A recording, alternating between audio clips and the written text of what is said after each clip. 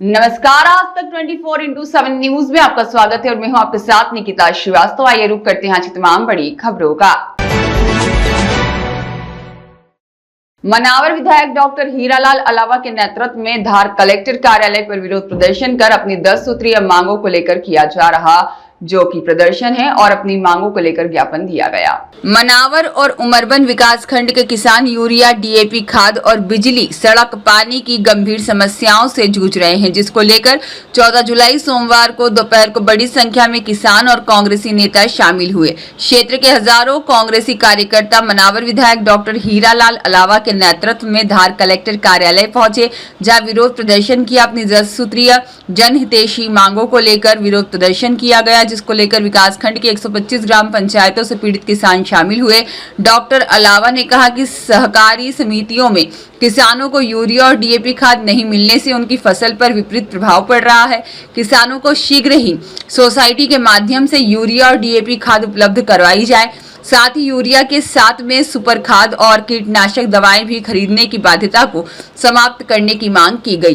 कहा कि भाजपा शासनकाल में सहकारी सोसाइटियों के माध्यम से किसानों को सोयाबीन और अन्य अनाजों के अमानक बीज दिए गए जो उगे ही नहीं। किसानों पर दोहरी मार और नुकसान हुआ, उनके नुकसान की भरपाई की जाए। बिजली ट्रांसफार्मर की समस्या को लेकर धार कलेक्टर को पत्र लिखकर खनिज मद से प्राथमिकता से स्वीकृत करने का अनुरोध किया गया, लेकिन कलेक्टर और जिला पंचायत सीईओ द्वारा गुमराह किया गया। इसकी उच्च स्तरीय जांच कराई जाए ताकि कमीशन लेकर खनिज मद राशि वितरण पर तुरंत रोक लगाई जा सके। उमरबन मनावर विकास खंड की ग्रामों में 24 घंटे बिजली और किसानों को लो वोल्टेज समस्या के कारण पर्याप्त बिजली नहीं मिल रही है। कहा कि आदिवासी ग्रामीण इलाकों में सुदूर सड़क योजना लंबे समय से बंद है, जिसके कारण किसानों को बड़ी समस्याओं का सामना करना पड़ रहा है। इसलिए जल्द से जल्द ग्रामीण अंचलों में सुदूर सड़क योजना को मंजूरी प्रदान की जाए। डॉक्टर अलावा ने कहा कि मनरेगा योजना के तहत ग्राम पंचायतों में हितग्राहियों की राशि पहले 3 महीने में डाली जानी थी, लेकिन अब 1 साल से ज्यादा का समय होने पर राशि नहीं डल रही है, जिसके कारण ग्राम पंचायतों में विकास कार्य रुके पड़े हैं।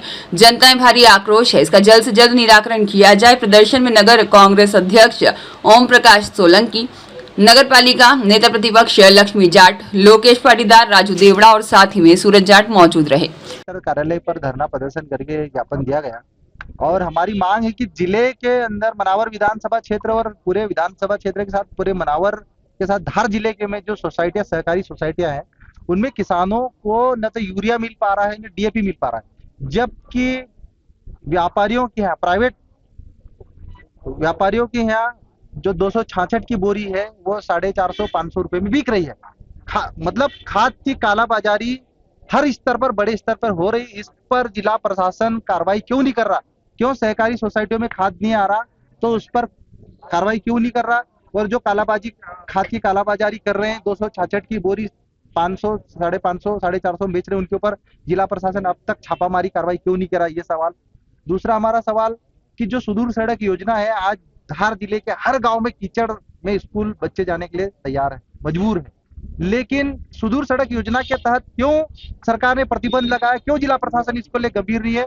तीसरी जो मांग ट्रांसफार्मरों की, आज लो वोल्टेज के कारण हर किसान परेशान है।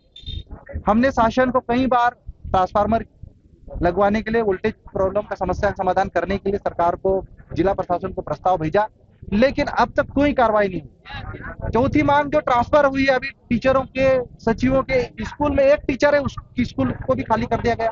तो क्या सरकार चाहती है कि आदिवासी स्कूलें बंद, आदिवासी क्षेत्रों में स्कूलें बंद हो जाए? अगर आप ट्रांसफर कर रहे हैं किसी को तो उसकी जगह किसी को नियुक्त करना भी होगा।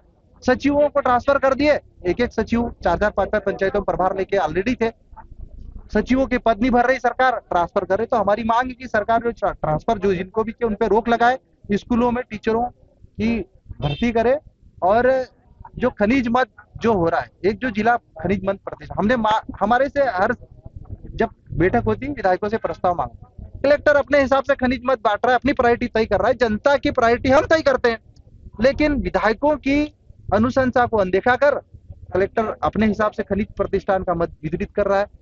ज्यादा जरूरी है कि जनता की जो समस्या है, ट्रांसफार्मर चाहिए, जनता को बिजली चाहिए, पानी चाहिए, वहां पे विधायकों की अनुशंसा दी जाती है, लेकिन उस अनुशंसा को अनदेखा किया जा रहा है। तो इसकी जांच हो, सरकार इस पे संज्ञान में ले और किसानों को समय पे खाद मिले। और सोसाइटी से जो बीज वितरण हुआ उसको लेके भी आपने बिल्कुल बिल्कुल बिल्कुल, मनावर विधानसभा क्षेत्र में कई, मनावर के साथ पूरे जिले में सोसाइटियों से जो जिन्होंने सोयाबीन खरीदा वो सोयाबीन उगाई नहीं इस बार। तो क्या सरकार जिन कंपनियों को प्रमाण पत्र दिया, जिन अधिकारियों ने प्रमाण पत्र दिया, उनके ऊपर एफआईआर दर्ज करेगी, उनके ऊपर कार्रवाई होगी। ये हमारी मांग है, सरकार जांच करके कड़ी से कड़ी कार्रवाई करे जो नकली खाद बीज बेचने वाली संस्था लिया है। उसके बाद भी अगर आपको सुनवाई नहीं होती तो क्या करेंगे? हमने बड़े स्तर पर हम धरना प्रदर्शन करेंगे और धार जिले में पूरा हमारा कांग्रेस पार्टी का तो संगठन रहेगा ही, पूरे जयस के, पूरे मध्य प्रदेश के युवा आके किसानों के समर्थन में धरना प्रदर्शन चक्का जाम हम करेंगे।